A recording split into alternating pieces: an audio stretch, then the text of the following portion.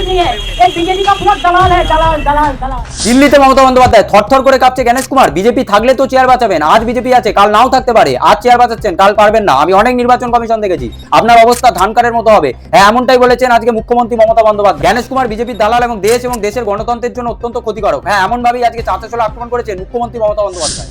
BJP रहेगा तब तो सब रहेगा ना, आप लोग को कुर्सी बचेगा, लेकिन आप तो कुर्सी आज बचा सकता है, काल नहीं। কিছুক্ষণ আগেই নির্বাচন কমিশনের সাথে দেখা করে তৃণমূল কংগ্রেসের একটি দল, যার নেতৃত্বে ছিলেন অভিষেক ব্যানার্জি এবং মমতা ব্যানার্জি। তৃণমূল কংগ্রেসের এই দলে বাংলার এসআইআর এর ফলে যে সমস্ত মানুষ মারা গেছে তাদের পরিবার এবং যাদের নাম অবৈধভাবে বাতিল করা হয়েছে তাদেরও কিছু অংশ উপস্থিত ছিল। প্রায় আধ ঘন্টার কিছু বেশি সময় ধরে এই বৈঠক চলে। যদিও গতকালকে মুখ্যমন্ত্রী মমতা বন্দ্যোপাধ্যায় দিল্লিতে পৌঁছেছিলেন, কিন্তু আজ সকাল হতে না হতেই দিল্লির রাজনৈতিক তাপ চরমে চলে যায়। অমিত শাহের পুলিশ বঙ্গভবন ঘেরাও করে নেয় বলে অভিযোগ করে তৃণমূল কংগ্রেস। আর সেই বঙ্গভবনেই রাখা হয়েছিল এসআইআর এর এই ভিকটিম পরিবারগুলোকে। আর সেখানেই হঠাৎ করে অমিত শাহের নেতৃত্বাধীন দিল্লি পুলিশ ঘেরাও করে বলে অভিযোগ করেছে তৃণমূল কংগ্রেস। ফলে সকাল থেকেই রাজনৈতিক চাপ বাড়তে শুরু করে। মমতা বন্দ্যোপাধ্যায় এক কাপড়েই ছুটে চলে যান বঙ্গভবনের দিকে। বঙ্গভবন পশ্চিমবঙ্গ সরকারের নিয়ন্ত্রণে একটি আবাসস্থল, যা দিল্লিতে অবস্থিত। প্রত্যেকটি রাজ্য সরকারেরই এরকম একটি আবাসস্থল দিল্লিতে থাকে। সেখানে দাঁড়িয়ে কেন দিল্লির সরকার পুলিশকে ব্যবহার করে বঙ্গভবন ঘেরাও করলো, এই নিয়ে এখন প্রশ্ন উঠছে। নির্বাচন কমিশনের সাথে বৈঠক শেষ করে একের পর এক কড়া আক্রমণ শুরু করেন বাংলার মুখ্যমন্ত্রী মমতা বন্দ্যোপাধ্যায়। দেখুন, टोटल अनपार्लियामेंट्री, अनडेमोक्रेटिक, ऑफिसर को डर दिखाना है, इसी के लिए बीएलओ का डेथ हुआ। लेकिन बाहर का एक भी कैमरामैन को घुसने नहीं दिया, क्या लोकतंत्र में छुपाने के लिए?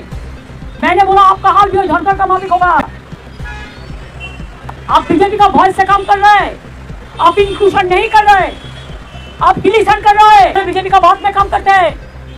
धनखड़ जी ने भी ऐसा ही किया था, तो हम उसको बॉयकॉट करके चलाया। हम लोगों को अपमान किया है, असम्मान किया है, ह्यूमिलिएट किया है। I have not seen this type of election commission. He's very arrogant. Mood लेके बोला है। हाँ? मूड लेके बोला है। मैदान से जानबूझ के इतना खराब बिहेव हम लोगों के साथ किया है। हम 5 लेटर दिया, एक भी रिप्लाई उन्होंने नहीं दिया। आप क्यों 8100 माइक्रो ऑब्जर्वर ओनली बंगाल में किया, बंगाल को टारगेट करने के लिए?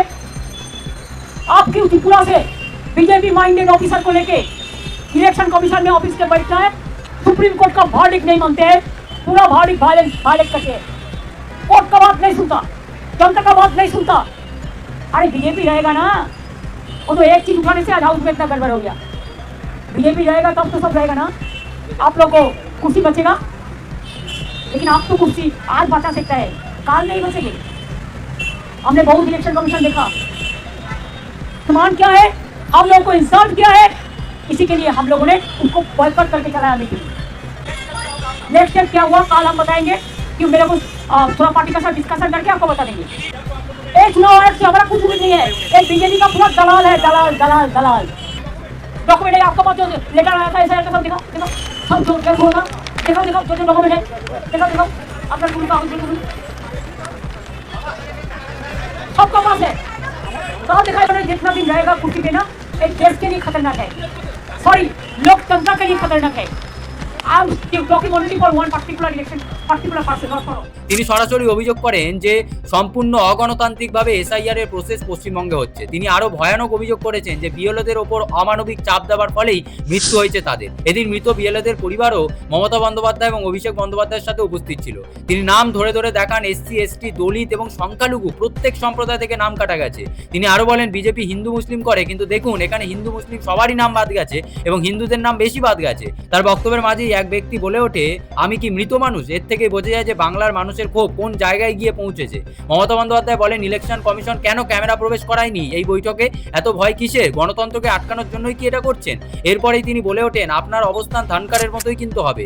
এইরকম ভাবেই চাঁচাছোলা আক্রমণ করেছেন আজকে মমতা বন্দ্যোপাধ্যায় নির্বাচন কমিশনের প্রধান জ্ঞানেশ কুমারকে। তিনি বলেন আপনি বিজেপির ভয়ে কাজ করছেন, আপনি অন্তর্ভুক্তিকরণ করছেন না, আপনি বাদ দিচ্ছেন। তিনি অভিযোগ করেন যে আমরা বিভিন্ন অভিযোগ নিয়ে গিয়েছিলাম, কিন্তু কোনো অভিযোগ শোনা হয়নি এবং তিনি এও অভিযোগ করেন তাদের সাথে অত্যন্ত খারাপ ব্যবহার করেছে নির্বাচন কমিশন। তার আরো অভিযোগ, কেন আপনি 8100 মাইক্রো অবজারভার বাংলার জন্য দিয়েছেন? কেন শুধুমাত্র বাংলার জন্য বিশেষ ব্যবস্থা?